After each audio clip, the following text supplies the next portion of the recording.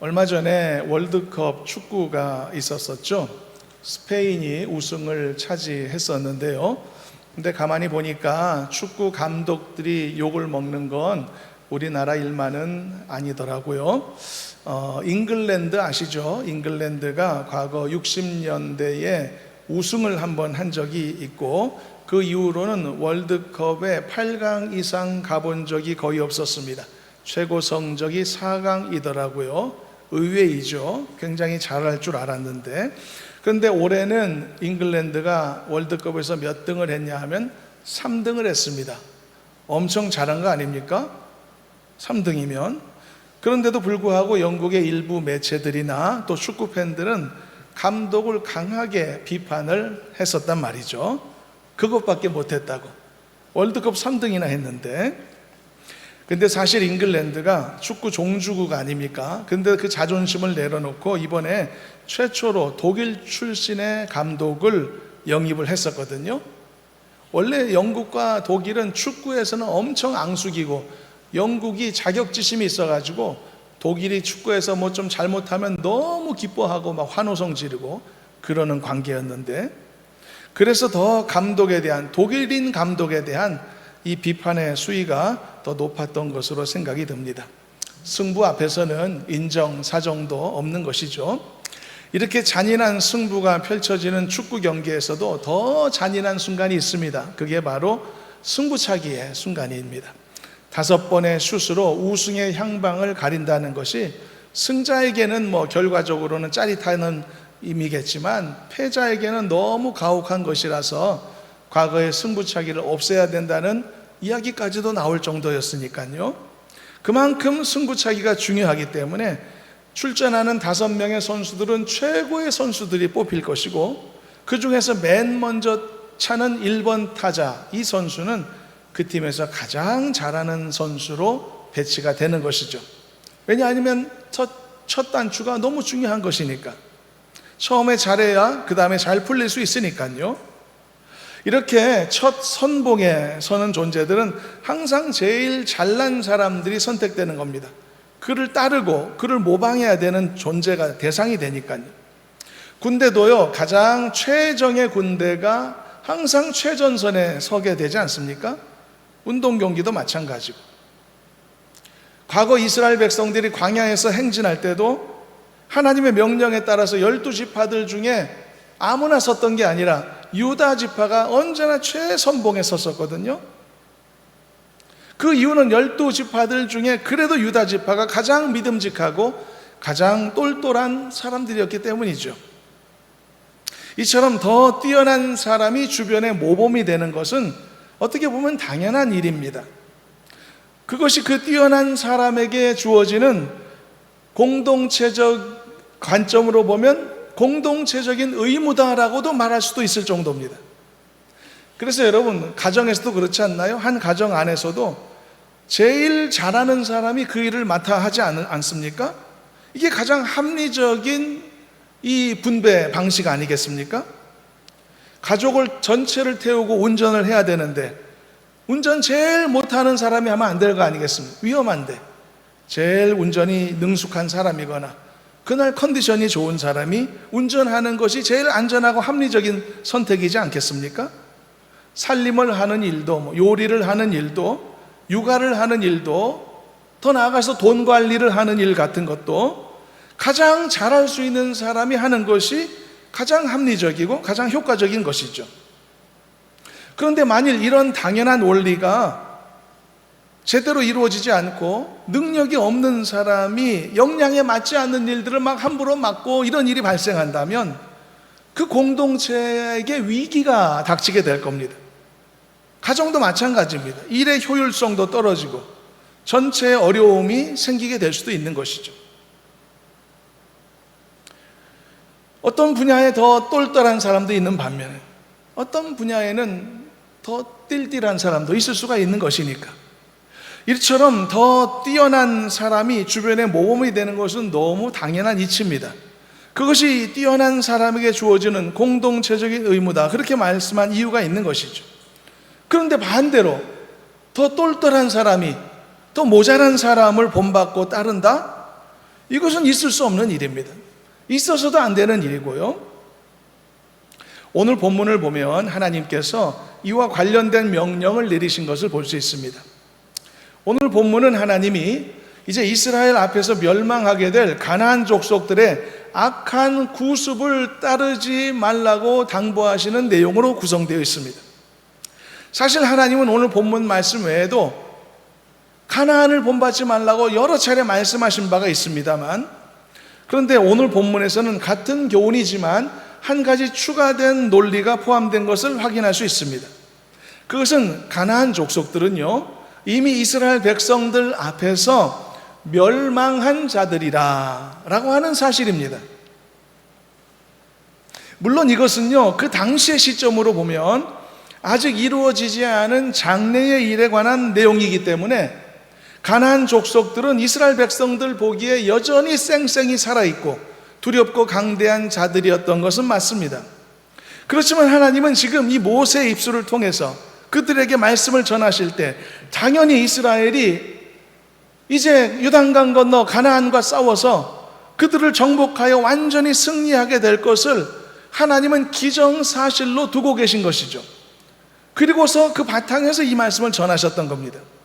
그래서 이런 표현이 가능할 수 있었던 거죠. 네 앞에서 멸망한 그들의 자취를 밟지 말아라, 이렇게 말입니다. 참고로 영어 성경을 보게 되면 이 부분을 현재 완료형으로 묘사하였습니다. 완료된 사실처럼 말이죠. 가나안 족속의 멸망은 못 박힌 사실이라는 것이죠. 그들은 멸망할 자들이고 심지어 멸망한 자들로 묘사해도 틀림이 없다라고 하는 것이죠. 그런데 그들을 본받다니 그럴 수는 없지 않았습니까? 멸망한 자들을 본받는 게 이게 이치에 합당합니까?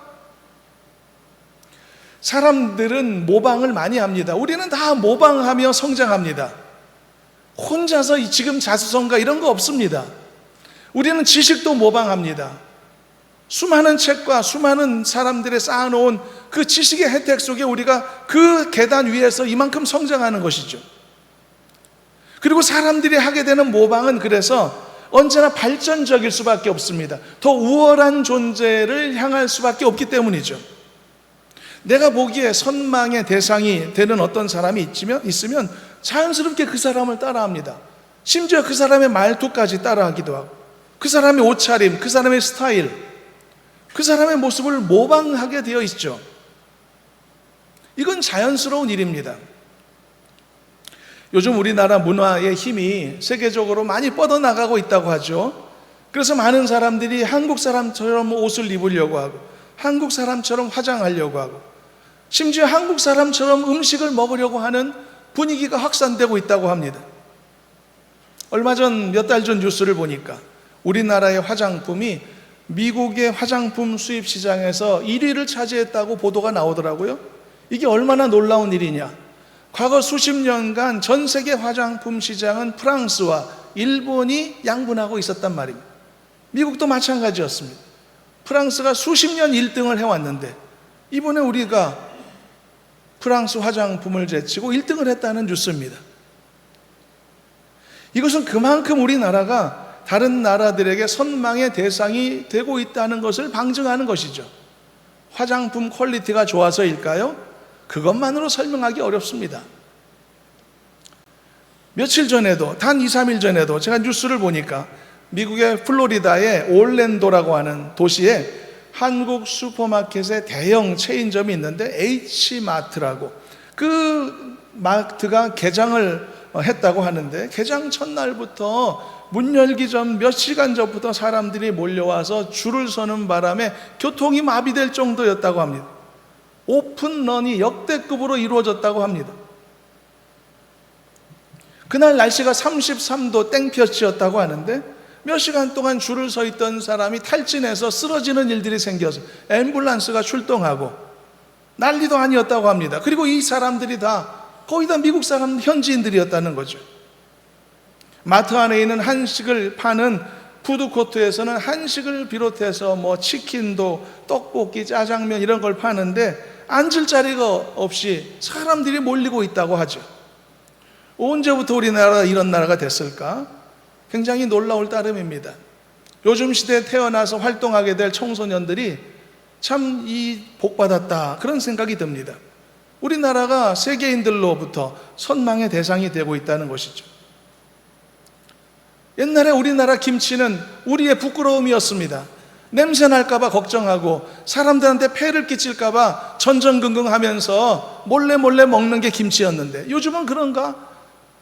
서양 사람들이 너무 맛있는 건강식이라고 맛을 음미하면서 먹고 있단 말이죠. 뭐가 바뀌었습니까? 외국인들의 입맛이 바뀌었나요? 우리나라 김치 맛이 바뀌었나요? 아무것도 바뀐 게 없습니다. 단지 우리나라가 그들의 선망의 대상이 되어서 우리가 먹는 음식까지도 어느 순간 그들의 입맛에 맛있어지게 된 것이죠.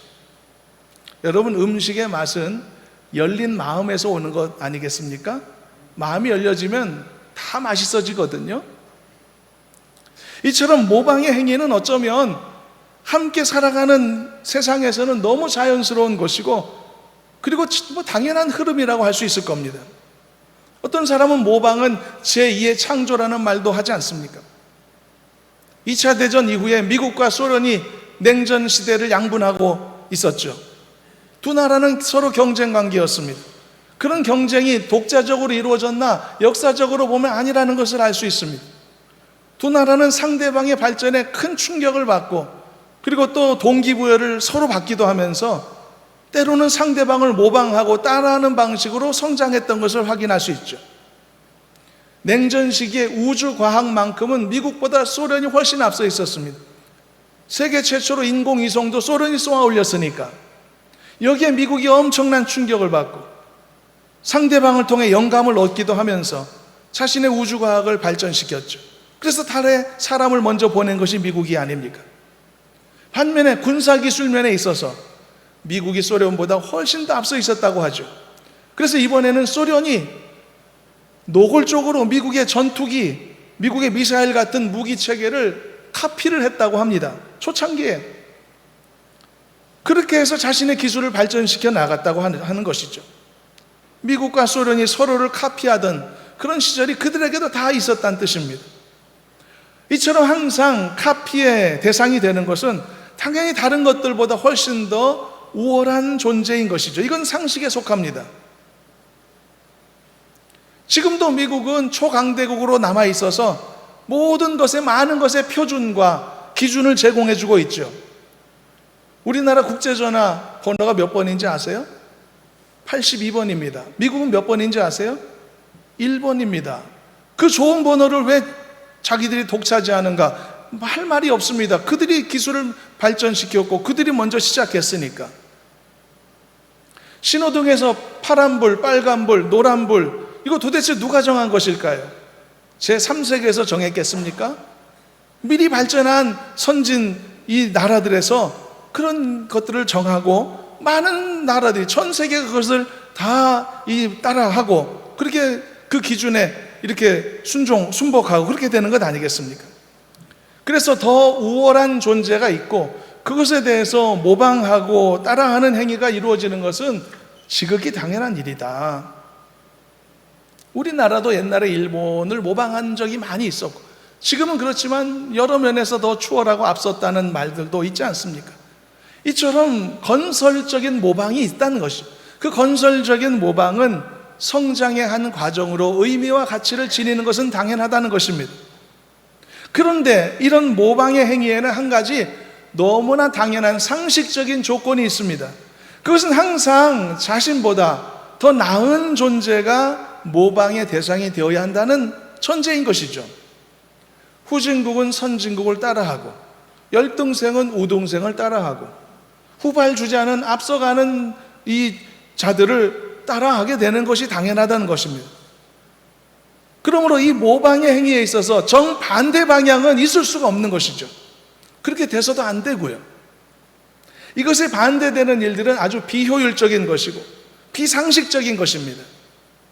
길을 제일 모르는 사람이 앞장서면 모두가 다 길을 잃어버릴 거 아니겠습니까? 그런데 하나님께서는 말이죠, 지금 언급한 이 말도 안 되는 논리로서 이스라엘 백성들이 가나안 족속의 행위를 모방하게 될 것에 대해서 심히 우려하시며 미리 경고하시게 되었던 것입니다. 그래서 이렇게 말씀하신 것입니다. 네 앞에서 멸망한 그들의 자취를 따라하지 말아라고 말이죠. 결과적으로 보면 이 하나님의 경고는 폐부를 찌르는 정확한 경고가 되고 말았습니다. 가나안 족속들은 이스라엘 백성들 앞에 멸망할 자들입니다. 아예 필연적 역사가 되었기에 멸망한 자들이라고 불러도 틀리지 않은 표현입니다. 이게 하나님의 설명 방식이었단 말이죠. 그런데 어떻게 자신의 손으로 멸망당한 자들을 기웃거리고 그들을 따라하려고 하느냐 말입니다. 이게 말이 되냔 말이죠. 어떻게 선진국이 후진국을 따라합니까? 어떻게 성숙한 어른이 철없는 어린아이의 그 습관 버릇을 좋아라 하고 따라하겠냔 말이죠. 어떻게 하나님의 백성이 우상숭배로 멸망한 이방인들을 본받으려 하느냐 말입니다. 그나마 이것은 창조적인 모방도 해당되지 않는 겁니다. 그래서 건강한 의미의 배움의 과정도 아니란 말이죠. 왜 더러운 것을 따라하냐? 왜 악한 것을 따라하려 하느냐는 것이죠.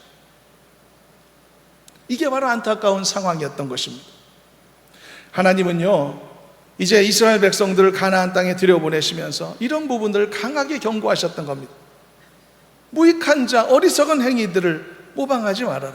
너희들 앞에서 망하게 될 자들을 모방하지 말으라고요. 사랑하는 여러분, 여러분들은 하나님의 말씀을 듣고 배우고 도전받음에 있어서 지금보다 훨씬 더 높은 수준의 기준을 갖추시기를 저는 간절히 소망합니다. 무익한 것들로부터, 세상으로부터 영향을 받는 그런 유약한 존재들로 살지 마시고 오히려 그들에게 선한 영향력을 끼치는 성도로서 당당하게 살아가시기를 간절히 소망합니다. 더 소중한 것들로부터 본받기를 바라고 더 높은 것을 지향하실 수 있길 바랍니다. 성장을 위해서 뒤를 돌아보지 마시고 성장을 위해서 앞을 바라보실 수 있길 바랍니다. 내 믿음의 성장을 위해서 세상 보지 마시고 하나님의 말씀을 사모하며 하나님의 인도하심을 바라보고 소망하는 성도가 되시길 바랍니다. 그게 올바른 방향성이 아니겠습니까?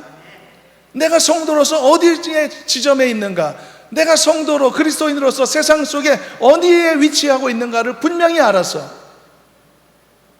본받을 것을 본받고 그리고 인도하고 영향을 끼칠 것을 담대하게 영향을 끼치며 그리스도의 향기를 드러내며 살아가는 그런 성도가 되어야 되지 않겠냐는 것입니다.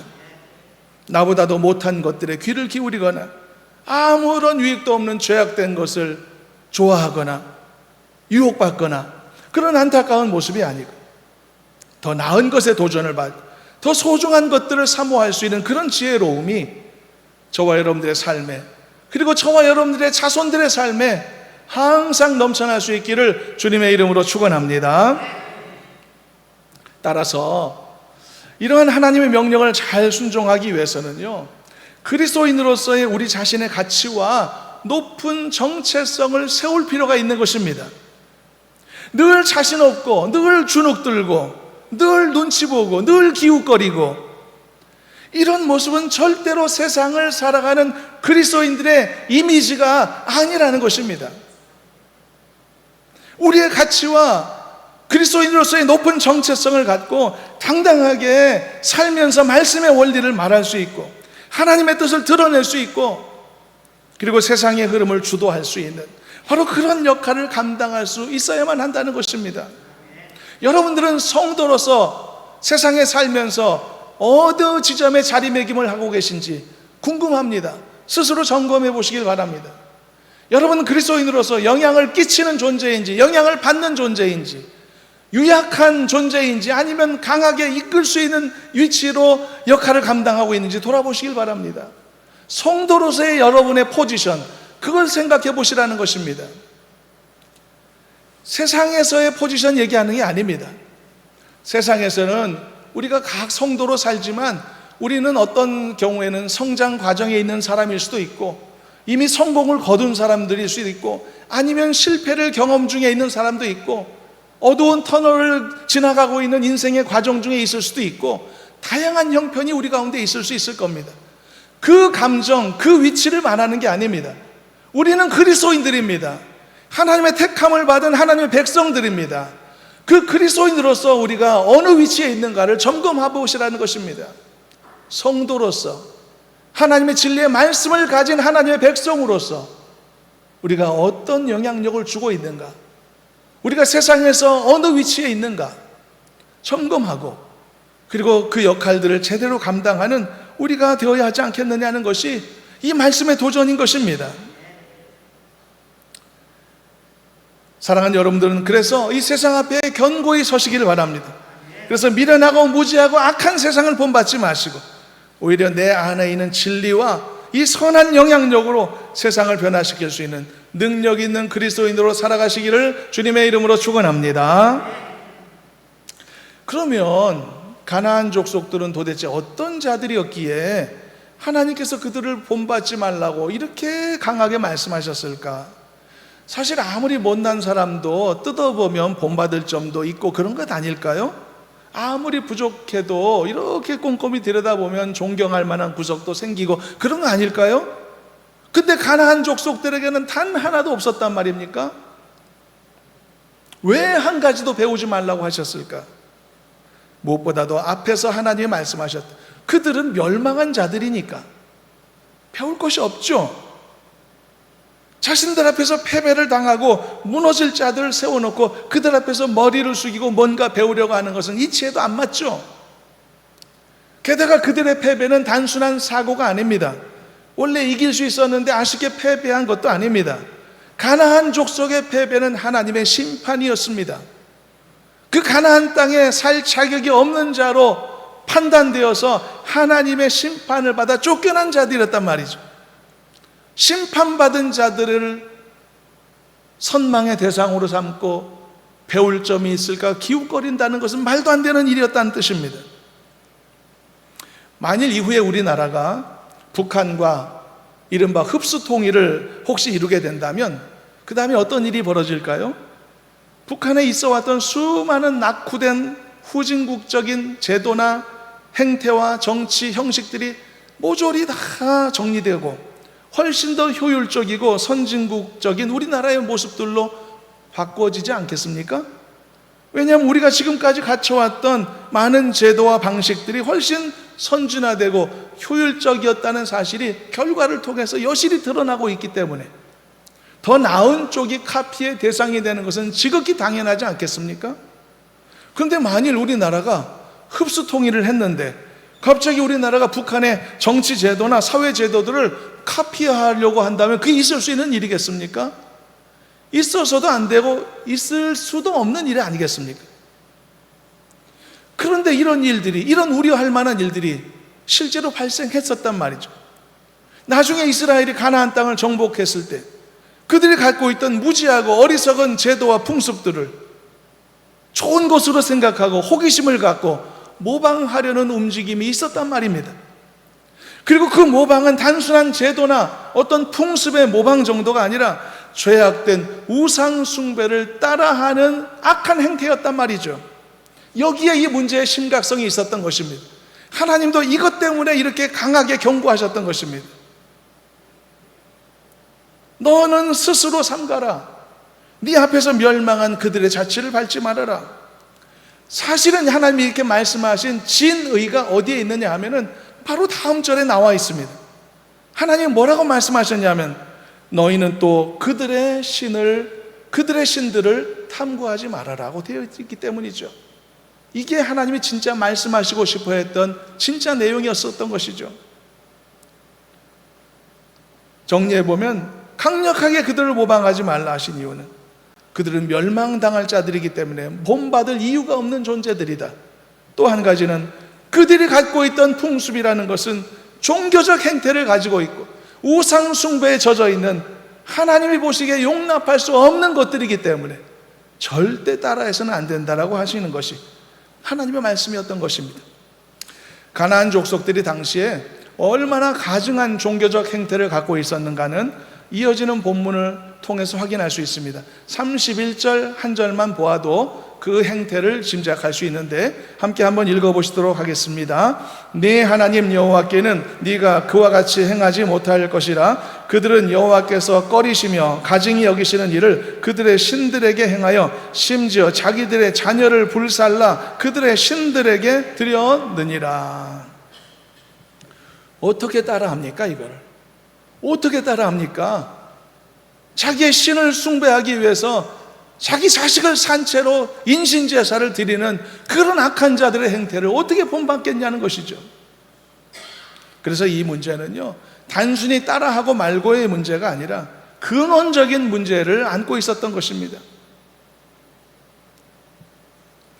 그러므로 여러분, 오늘날 우리도 세상에서 어리석고 죄악된 행태에 속하는 것들에 대해서는 그것이 혹시 세상에서 대세를 이루고 있는 어떤 것이라고 할지라도, 큰 유행이 되고 있는 어떤 것이라고 할지라도 결코 따라하거나 모방하지 않기로 결단할 수 있어야 하는 것입니다.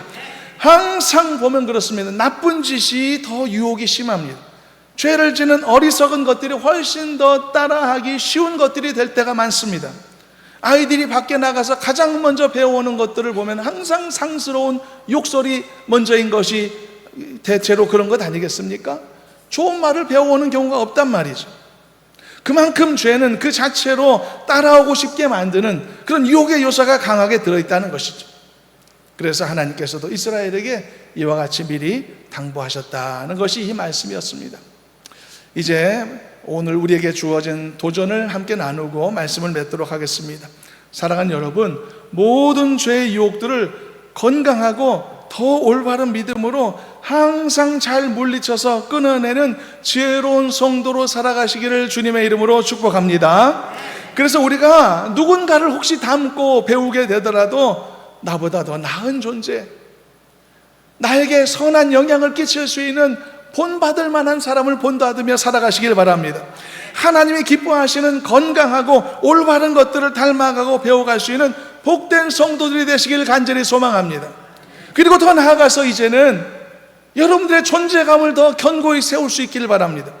이제는 그리스도인으로서 우리 자신들의 가치와 높은 정체성을 세워서 지금보다 좀 더 당당하고 우리가 믿는 것을 더 자신 있게 말할 줄 아는 사람, 우리가 주 안에서 소망하는 것을 드러낼 줄 아는 사람이 되어서 이제는 기웃거리면서 멸망한 것들의 그 자취를 밟는 그런 어리석음에서 벗어나고 복음의 능력으로서 주변에 좋은 영향력을 끼칠 수 있는 능력 있는 그리스도인으로서는 우리 모두가 되시기를 간절히 소망합니다. 이러기 위해서 우리가 깨달아야 될 것이 있습니다. 우리가 얼마나 소중한 존재인가, 우리가 얼마나 괜찮은 사람들인가를 알 필요가 있는 것입니다. 스스로 느낄 수 있어야 될 것입니다. 여러분들은 존귀한 하나님의 자녀들입니다. 여러분들은 택함 받은 하나님의 백성들입니다. 그것만으로도 여러분들은 특별한 사람들인 것이죠. 여러분들 어디 가서 휘둘릴 사람들 아닙니다. 어디 가서 자신 없을 사람들이 아니라는 것입니다. 하나님이 여러분 한 사람 한 사람을 얼마나 귀하게 보고 소중하게 보시는지를 여러분들도 알 필요가 있다는 것입니다. 아이들이 사춘기 때는 인격 형성이 덜 되어서 자신의 외모에도 자신 없고 자신의 환경에도 주눅들고 그렇게 하고 살죠. 남들보다 못한 것에 스스로 얽매여서 아까운 시간을 허비하기도 하지 않습니까? 그렇지만 거기에서 결국은 벗어나지 않습니까? 거기서 벗어나는 것이 변하고 그것이 성장이 되는 것이 아니겠습니까? 여러분, 한 사람의 인생으로서도 자신감을 채워가는 것이 멋있는 사람이 되는 과정이 아니겠습니까? 저는 여러분들이 그냥 그리스도인이 아니라 멋있는 그리스도인들이 되기를 저는 간절히 소망합니다. 일단 멋있으려면요, 자기가 멋있는 것을 좀 알아야 됩니다.